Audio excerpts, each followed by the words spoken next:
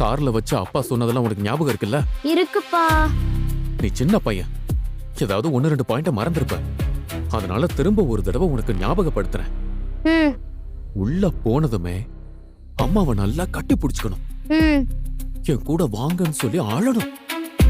அம்மா வரலனா தூங்க மாட்டேன்னு சொல்லி அடம் பிடிக்கணும்.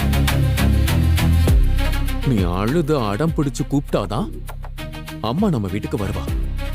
ம். இன்னைக்கெல்லாம் நீ அம்மாவை ரொம்ப மிஸ் பண்ணல. ம். அத அப்படியே அம்மா கிட்ட சொல்லணும். அம்மா இல்லனா சாப்பிட மாட்டேன்னு அழுதல்ல, ம்.